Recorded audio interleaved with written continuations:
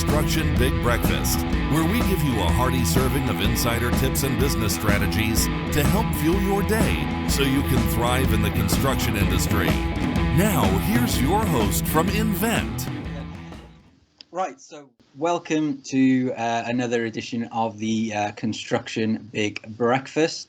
I'm your host for today, and I've got two guests here.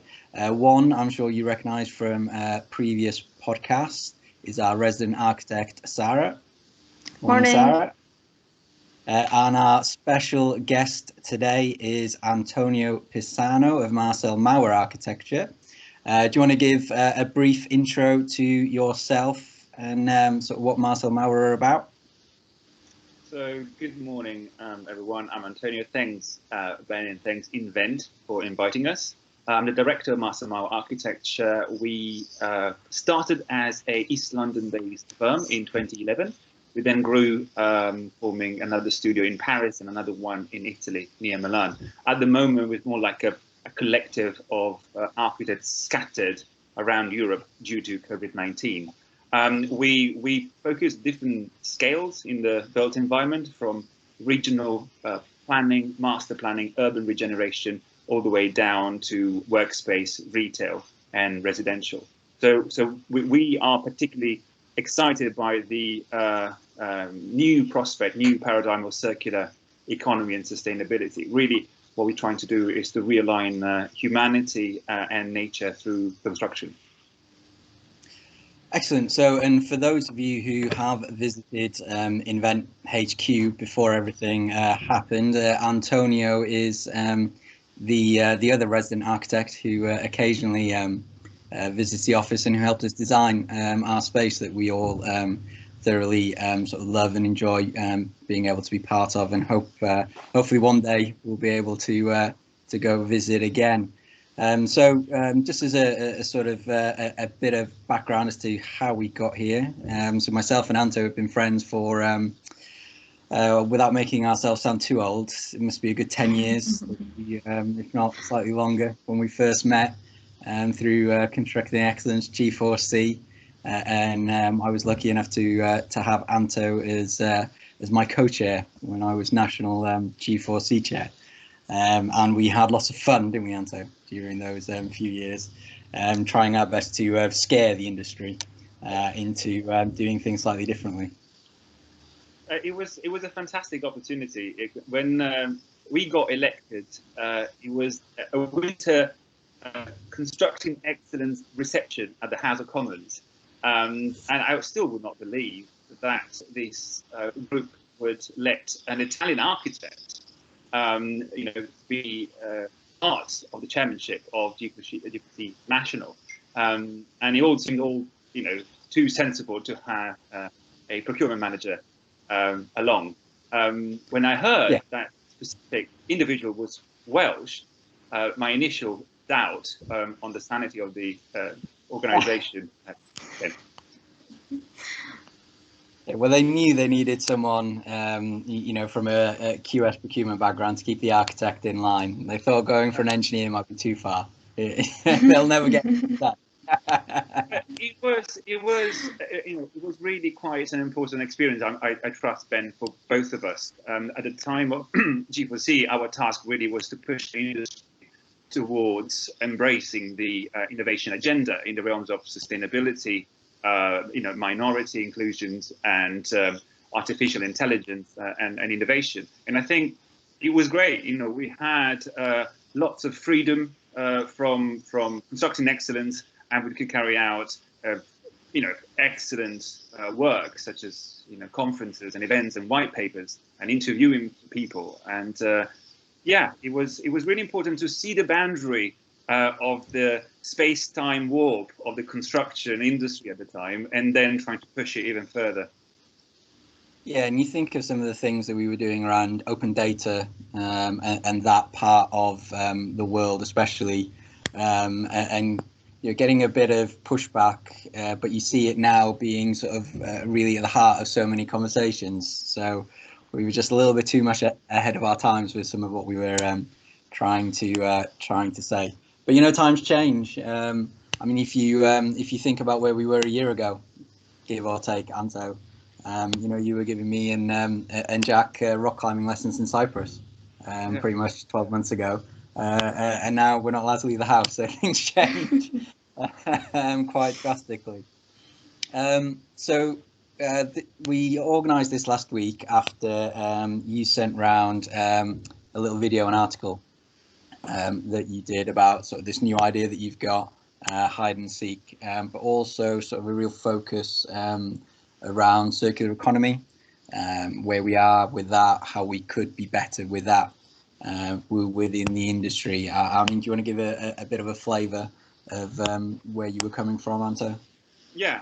Well, first of all, I need to tell you what I had for breakfast, Ben, because you told me that. You forgot. You forgot. I'm going to be sure I had a good breakfast just to be able to share. There you go. You host, Anto. You host. I'll sit back. You be the host. You are completely right. I've done what you do. I've gone off on a tangent and forgot what the point was in the first place. For 3 years, it was that kind of. It's a very good point. Anto, what did you have for breakfast tonight? Well, as much as I brought the matter and the topic back up on the agenda, I really don't have anything particularly exciting to share. I had a very strong coffee and cereals. That was it. I like to have some certain consistency in the morning, since the rest of my life gone a little bit in shambles because of COVID-19. So my breakfasts are, entirely consistent day on, day on. Well, there you go. Yeah, and I'm similar at the moment. I'm a porridge and fruit man most days of the week. I mean, Sara, things are a little bit different. You're fasting at the moment. Exactly. Unfortunately, I'm a little bit more boring than you guys because I'm fasting, so I didn't get anything. So you've got a little bit of a wait until you can eat. But is it all going all right for you so far? Yeah, it's good. It's good actually. Are you finding it with the current circumstances we find ourselves in any harder or easier? I mean, physically it is easier because we're at home. You're not moving a lot, but staying home, you can count the seconds within each minute and the minutes within each hour, because the fasting hours are long. So it's until 8:30 till I eat. So imagine 8:30 in the evening. So yeah. Right. Well, you never know. Sara might be able to sort of edit this bit back into the start of the podcast. It'll all be seamless, and I won't get sacked as host. It'll be fine. We'll work it out. It's great. Anyway, back to what we were going to talk about.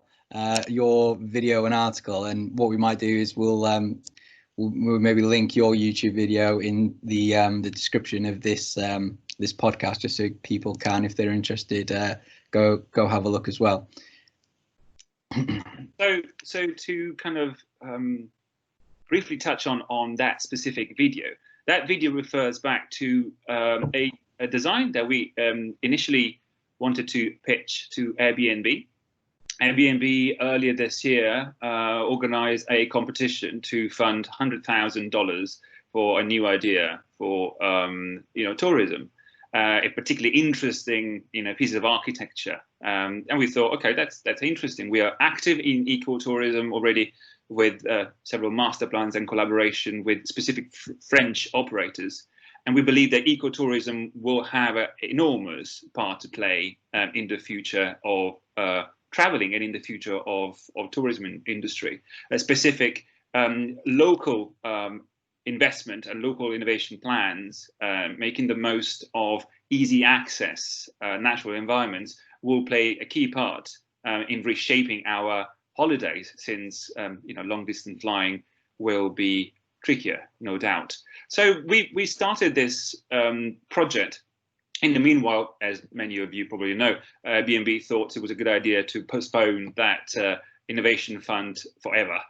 So up until I think a month ago, we're still up and running to get this competition. And in the meanwhile, Airbnb said they're cancelling until further notice the fund and the competition, which is fine, because we, as most architects probably know, any element of R&D is indeed welcome to push further, the studio's agenda. So although the original purpose of the competition disappeared, it was extremely useful for us to explore certain concepts, or particularly related to being able to self-isolate in nature and establishing a deeper bond with nature. So the project the video refers to is a standalone grid retreat, you could say, which kind of looks like a tree with a parametric design cocoon on top, and it's meant for short let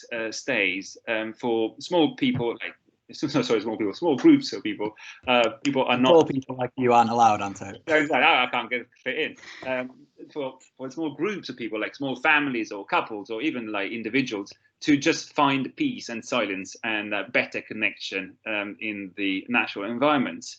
And the project is quite lovely. We are thinking to approach institutions such as the forestry commissions or woodland trusts, so large established operators in the management of wild areas, because we believe that alongside the individual purchase installations of this self-sustainable off-grid retreats, be quite interesting to actually have a more central organized infrastructure approach to the location of this off-grid retreats. So I think that's all.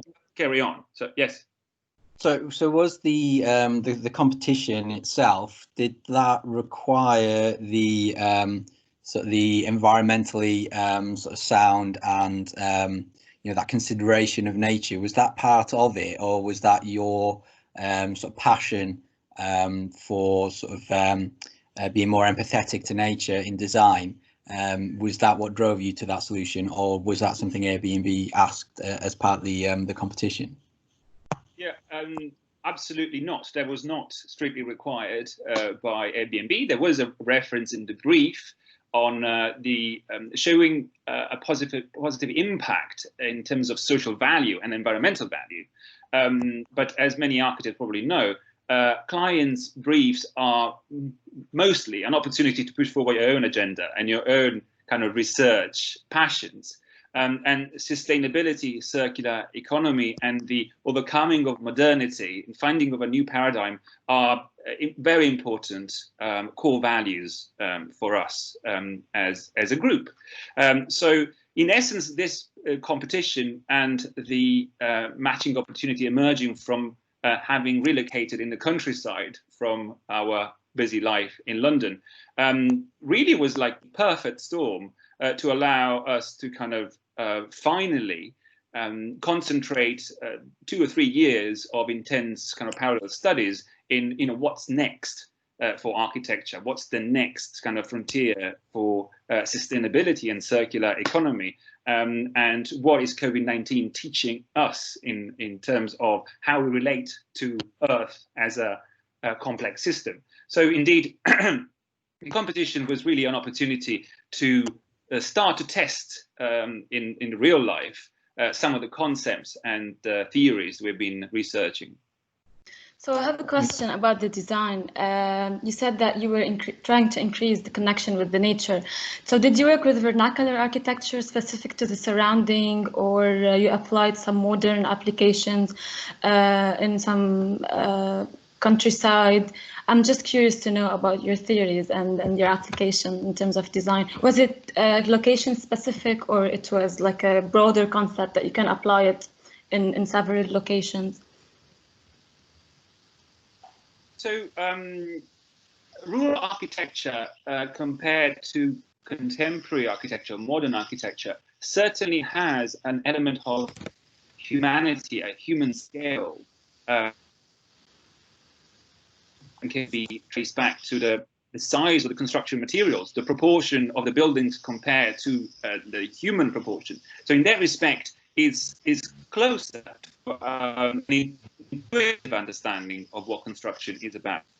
It's still very much anthropocentric. It's still very much focused on humanity. So humanity is the ultimate point of focus, really, of such research.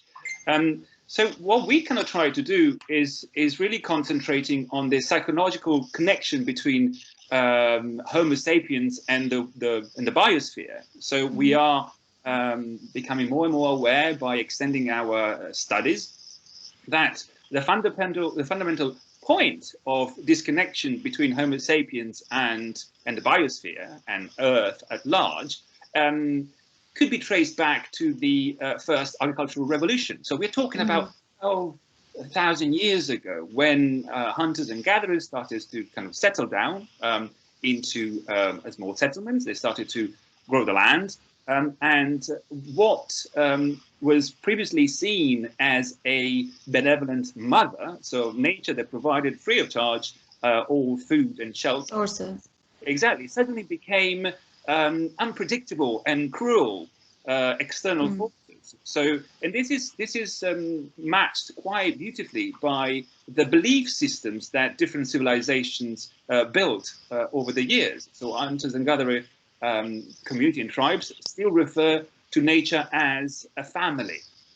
So the other animals are brothers and sisters, and the earth is seen as a mother, as much as the sun is seen as a father. So this kind of extending our own family into the natural environment is a clear cognitive patterns then hunters and gatherers still today, for those tribes still existing, is evident. The moment that humans settle down, they suddenly start to project their own anthropocentric paradigm to the religious belief system.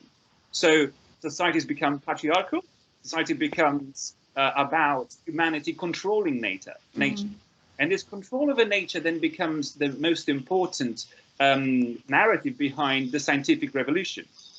So what's really been interesting in the last 3 years of kind of studies, I'd say, is how everything is connected. So you could link back our climate change with the way we exploit natural resources, which is very much linked to capitalism, and how that links back to colonialism, and how that links back to Western thought. And by Western, I would say Indo-European dualism. So, all of this boils down to a very, very simple question. How do we realign with nature? How do we evolve beyond anthropocentric paradigms? How do we put mankind back into the wheel of nature rather than on top of the pyramid of nature? So, and how does construction and architecture respond to such a question? So that's what we're trying to do. Yeah, and that sort of last bit sort of frames some of why we thought we'd get you on here today. What does our industry need to do to overcome that ignorance at times as to what it is we create, why we create it, how we create it, and I guess coming back to some of what you were saying, we don't ask ourselves often why are we doing this and what is the impact of it. We talk a lot about outcomes now, don't we? What is the outcome? What am I trying to achieve? But we don't necessarily think that in a that the entire circle or the pyramid, and maybe that's part of the problem. We shouldn't be calling it a pyramid, because that sort of indicates a certain sort of level of someone has to be at the top, but that's wrong in many ways, isn't it? And from what you were saying, it is more about that circular attitude and economy that we're starting to talk about. How can we make sure that no one is left out and no one is negatively impacted? Your negative externalities, is you say in your video, Anto, we can almost convince ourselves that it's okay because it's sort of an externality rather than actually being directly something that we do. Whereas that doesn't quite make sense, does it? I mean, it is because of my actions that this happens.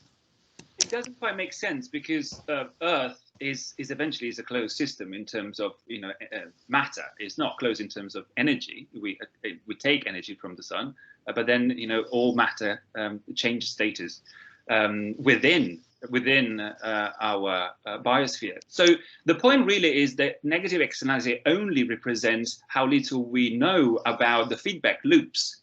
In other kind of simple terms, what goes around comes around. So we can't just simply ignore the collateral effects of our agency on Earth by saying, oh yeah, someone else will pay the bill. A great economist I've been reading for years, Jeremy Rifkin, refers to our civilization as being borrowing from natural assets for millennia. And climate change is basically the waiter coming back to us and showing us the bill.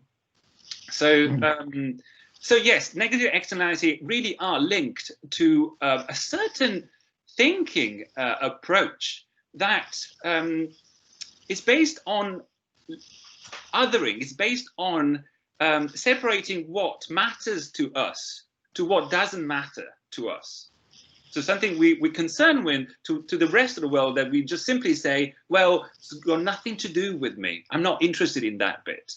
So these lines of othering by which a certain business case only looks at the bottom line and is frankly completely uninterested by the collateral effects is really rooted in our way of perceiving reality. It goes back to kind of Indo-European framework by which there is a world of perfection, the world of pure reason, the world of God, and there is a world of imperfection, which is mankind, which is the rest of the world, which is nature, which is animals and plants. So by splitting reality between what matters to us and what doesn't matter to us, we basically decide to willingly ignore huge chunks of reality from which, surprise, surprise, the feedback loops come back to hit us.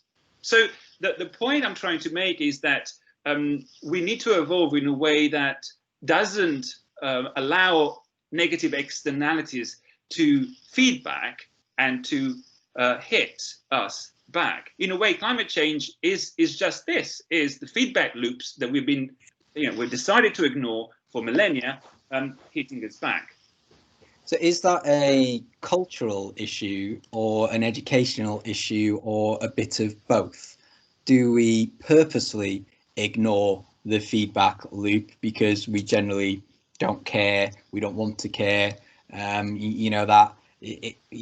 we culturally generally and specifically as an industry sort of too selfish to think about it, or is it more of an educational issue that we don't fully understand and we don't know what it's those four boxes?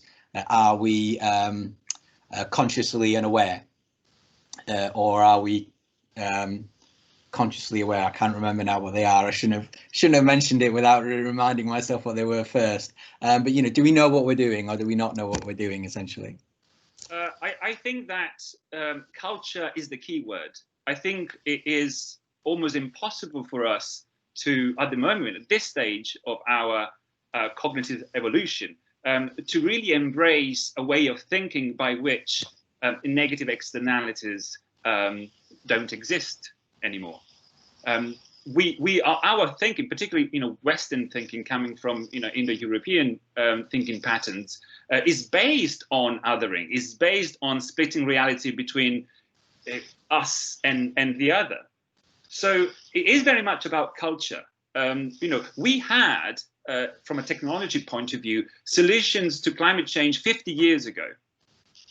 What the policies are kind of slowly waking up to right now is something that our scientists and our predecessors have been working on for the past 50 years.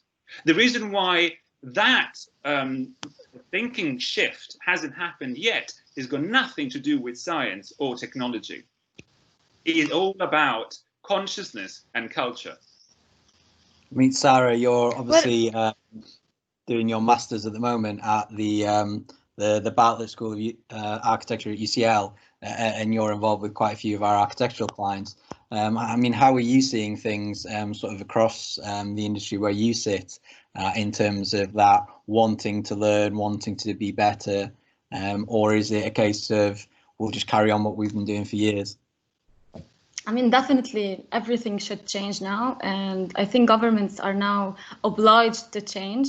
I think as well there is a role in policies and from the government that they need to change in terms of you were mentioning that culture, that it is a cultural issue, but for me as well, I think governments and policy has a big role in this, and I couldn't help but notice this relation between the decentralized approach in cities and the circular future that everyone is talking about.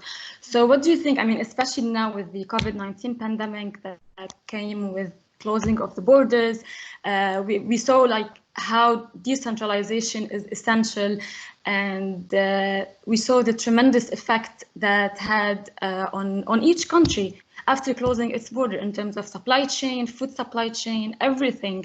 Do you think those concepts will finally be translated to a practical application? I mean, I'm asking you because of your urban planning and master planning background.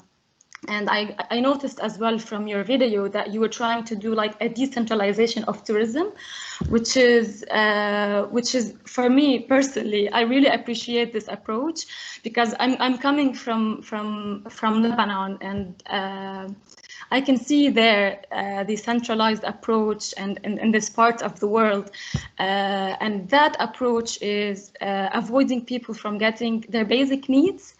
So, for example, if you wanna be close to anything in terms of education, good health services, you have to be in the center, which is the capital. So, in a broader point of view, what is your view, especially after the pandemic? Do you think governments will finally act other than sustainability approach? Will they have a different approach towards decentralization of services? So there's two questions here. First, what's the role of decentralization in coming out from COVID and coming out better from COVID? And the second, will our governments, finally embrace these new policies? Am I correct in summarizing? Yeah. I would say that I think the role of decentralization is key to increase resilience in our system. So you could see, human civilization as being a complex system, and over the years, through globalization, our complex system has become more and more fragile. Our financial markets are completely interconnected and interwoven. The moment a butterfly flap their wings on the other side of the world, and Lehman Brothers. So, complexity is got a crucial part to play in this, and our systems have become extremely fragile. You're from Lebanon, and you make me think of one of my favorite authors, Taleb,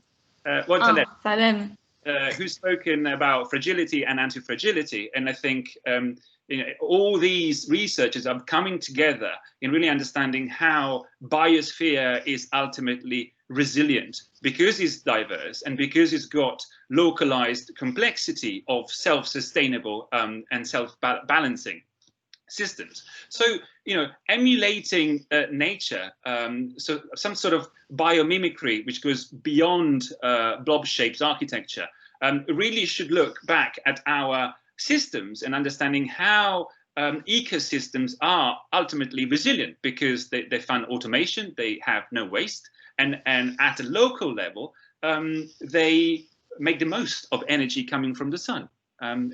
Creating nutrients and providing for the food chain. So I would love to see a localized intelligence in human systems, which somehow answers to your first question, and ecotourism, as well as localized food supply chains, all point towards the right, direction. Indeed, will this be enough to get us to the tipping point in which we kind of pull the plug from globalization? We pull the plug from basically kicking the can down the road in terms of externalities, which is what globalization really is about. I don't think so. I don't think that it has to do with how people think. And the vast majority of our political leadership is still embedded within a paradigm of extraction, usage, and waste. Is still embedded with the idea that nature is for us to use, and waste, the moment is out of our sight, is not strictly our business, really. Someone else will have to pay the bill. So, well, things are changing. Well, we're having this conversation. More and more people are kind of demanding, a more sustainable approach to our agency on Earth. All this is happening, and there's some beautiful text on tipping points. Personally, I don't think that this has been long enough, but maybe, and sadly, it may be longer than we think now. And the more people can stop and question their lifestyles and start to realize the fragility of our civilization, I think the more these sort of conversation will then trigger innovation in policies. But politicians only follow what people think. It's around. So I forgot to ask for breakfast, and I'm letting it overrun. So I've been a terrible host to make 2 key jobs. I've failed miserably. So we will sort of try and bring it to a close there. I mean, Anto, it's been great as always, and I think there's a few different things that we could explore potentially in future podcasts there. If you were to quickly give one brief little request or direction to the industry where you think we could or should go to be more empathetic to nature and what we design, what would it be? Quick, remember. Okay, so my request to the construction industry would be to take the opportunity to slow down, to realize the amount of noise which is influencing our choices, and to realize how much of what we leave as legacy is debt, is environmental debt, is maintenance cost debt. We are just basically building up issues for people to deal with later on in life. So my suggestion would be to slow down and reconsider our supply chains and question, is this the best we can do? How comes that a simple patch of wood, let's say an ancient forest, is far more optimized in terms of energy usage, in terms of waste management, than any of human innovative technology? What can we learn from Earth automation? So if evolved systems tend to automation, what can we learn from nature? So if people could slow down, take the opportunity COVID gives to reflect and innovate our systems, how would they answer this question? Excellent. Well, thank you very much for what's been a fantastic conversation. So, and Sara, thank you for joining us as well. For our listeners, viewers, and everything, and everyone out there, make sure you tune in next time for our next construction big breakfast. As the videos my daughter watch would say, don't forget to like and subscribe, and make sure that you stay safe in the current environment. Thank you very much. Come to Invennt for the highest R&D tax credit you can claim. We help construction businesses get back millions in tax credits every year. Contact us today for a free review. Thanks for joining us this week on the Construction Big Breakfast. Make sure to visit our website, www.inventt.com, where you can subscribe to the Construction Big Breakfast on all platforms so you'll never miss a show. While you're at it, if you found value in the show, we'd appreciate a positive rating. Or if you'd simply share it with a friend, that would help us out too. Be sure to tune in for our next episode.